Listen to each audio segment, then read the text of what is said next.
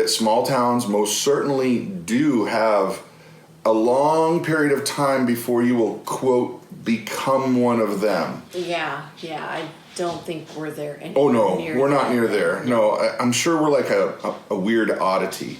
Oh, my, yes. How do they do what? They're on what? With a computer? Right. And they make movies? Right. Well, and I think your earring kind of scares The earring? people. I think it scares people. I mean, look, it's the whole package. Anyway, but one thing that's for sure is that, a lot of these people, they went to high school here, and now they're, 50s, 60s, yeah. Right. And I don't expect to be like on the inside scoop, but it's just, there's a difference to it, and I don't know how to press that out. Don't get me wrong, everybody's still super nice. I think everybody's still apprehensive because they don't want to befriend us if we're not going to stick around. Or, you know what I mean? That would be valid. Or, what if these people aren't what they seem? Right. And I get that. Yeah. I have heard many folks that live around here that we have run into, and they found out where we're at, and they're like, I've been watching, and you guys keep your place really clean. Oh, man. I've seen the baby donkey, and he's really, really cute. And it's just, so people are noticing us, and they're seeing what we're doing. So I think they just want to. And you know what? Keep us at arm's length. In all honesty, I would have to say that I probably would be the same way. I would be skeptical because you have your life the way you want it. Exactly. Well, here's a good example. There are people around here who only have properties that they come to maybe a few weekends a year, or it's a location for them to come and stay while they ATV, or in the winter they go snowmobiling or hunting. Right. They're not here a lot. Right. And then when they're here, they expect it not to be like a country farm setting. Right. They don't like the smells. The smells. They don't like the sounds. The chickens and the rooster and the hunting dogs and all that kind of stuff, they get irritated and they try to call the police to take care of that when it's like, wait a minute, you're the one that moved here. Right. Not the other way around. We didn't impose our life on you. Right. You came here. And so I bet that that's an element that they're going, you know what, let's wait and see how they are. But I can get that. I can totally get that. If somebody moved next to me, and then I'm getting the police called on me because we've got a rooster, we moved away from that. Right. It's lost my train of thought. It's frustrating. Zoning. It's frustrating because there are no zoning rules here. It's all agricultural, so we are allowed to have animals and farming stuff, and if they don't like it, they can move somewhere else. Exactly. Okay, other things in small town living. We made it through the winter. This particular winter was really long. It started in November. Snow. And didn't quit until April. Booyah. And there was a nasty storm right at the end. Yes. And actually, April was the record high of snowfall. We had 30-some inches. And that was a record since 1909. And that happened in 5 minutes. It was terrifying. No. Well, and we were warned. We were warned by Will over at the Weekend Homestead that winter would last 6 months. We didn't really believe him. No, I didn't want to believe him because... That can't be. That's not 6 months of winter? I mean, I know Alaska has 8, but... That's Alaska. That's Alaska. They're practically in the Soviet Union. Exactly. That's way further north. Wisconsin should not have 6 months of winter. I mean, that's thousands of miles away. Right. Anyway, one thing about small town living in the winter is that people were willing to come and bail us out of our noob mistakes. Oh my goodness, yes. I mean, okay.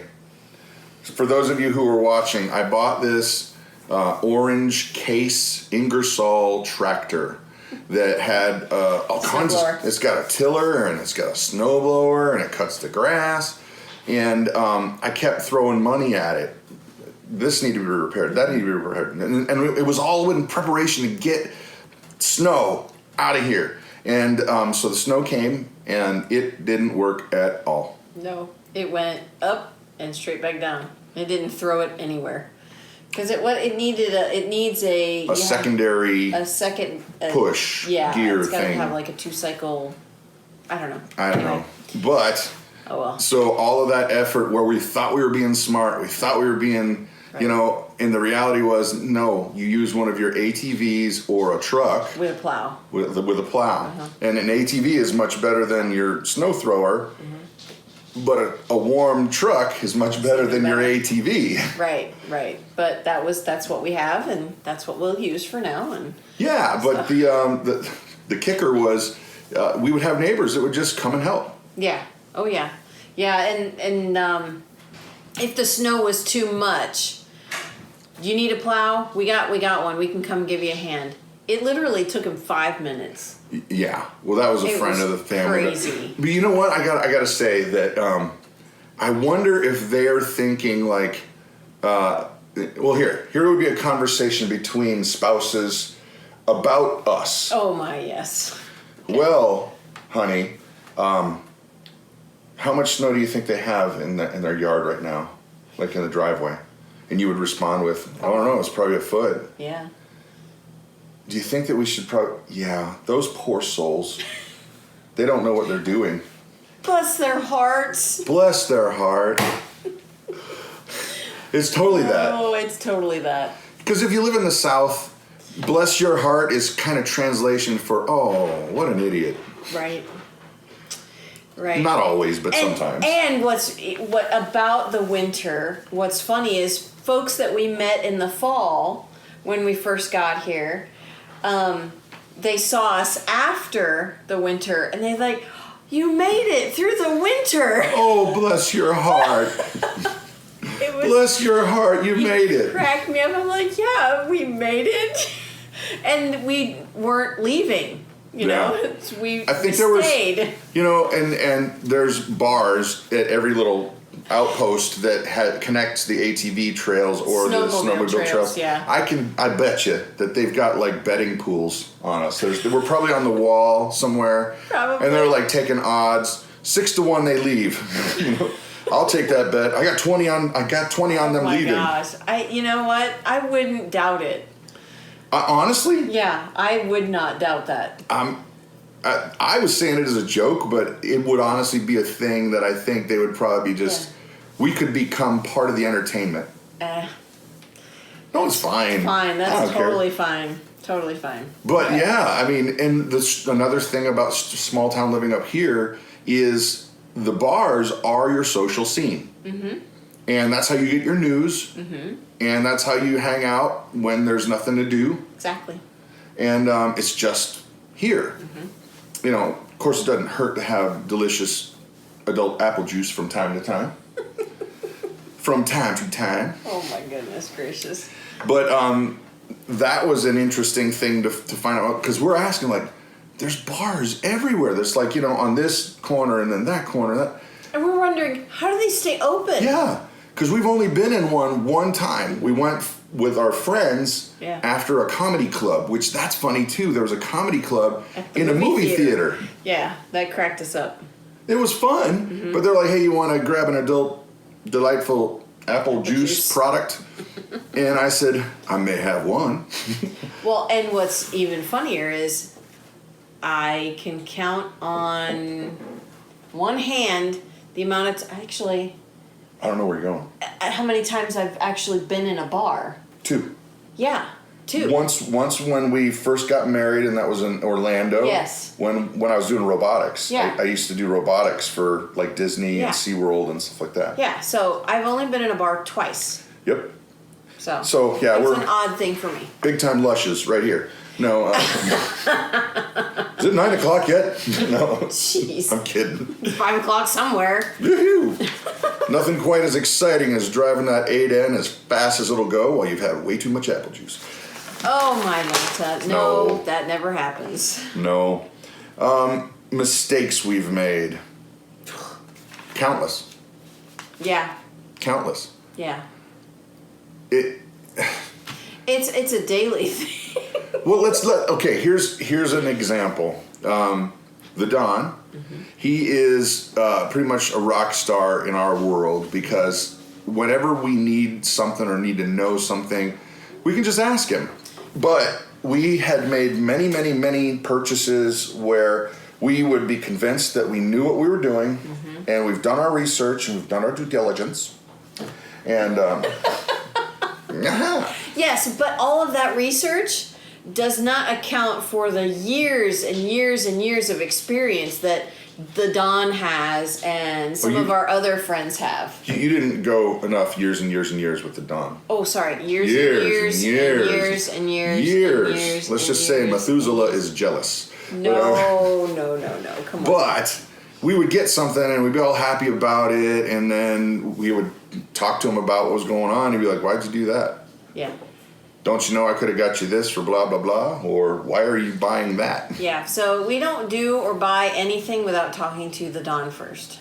Well, and Prepsteader Bob lives nearby. Yes. And by nearby is 25 minutes. Yeah, Yeah. So, one thing that I will say, let's talk about regrets.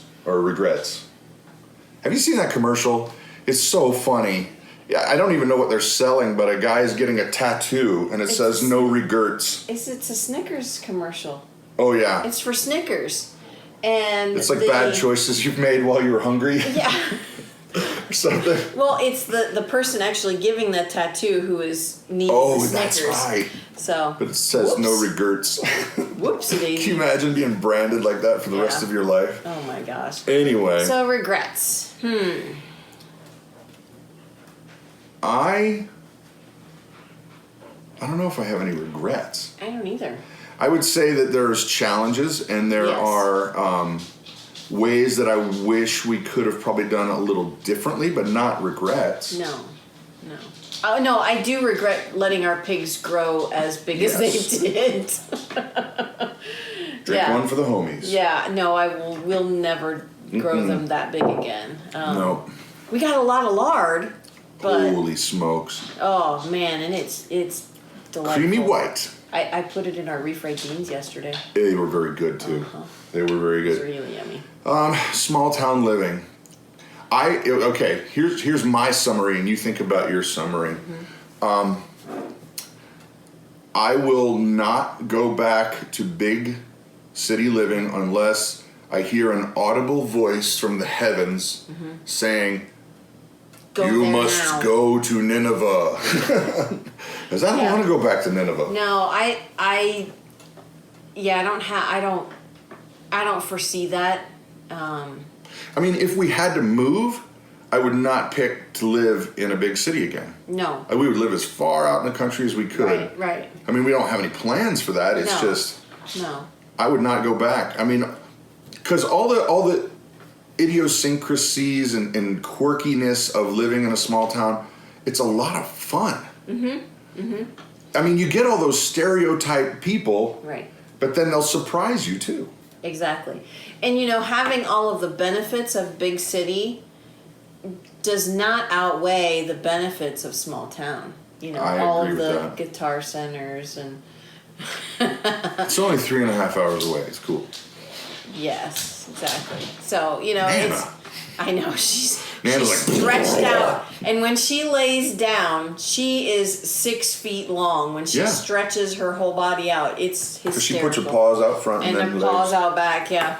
Anyway. So, I'm going to say that we kind of hope that we can, and I got to pause. Because the way that we talk about this, it might sound like, oh my gosh, they're moving. And the reality is, no, not if we can help it. But we've been through a lot of stuff in the last... You figured it out. How many times have we moved in our marriage? Is it 12? 12. 12 times. We've been married 25 years and we've moved 12 times. And in the last 4 years, it's been a ton of them. In the last, yeah. Hindsight's 2020. You get to a place and you're like, okay, let's get this set up. Let's do it the way we want to do it. Yeah. And then all of a sudden life happens. Right. So I'm going to go with 2 thumbs up for small town living.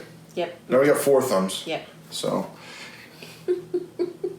If you like it, please share the video, like and subscribe. You know, put a comment down below. What are the things you like or dislike about small town living?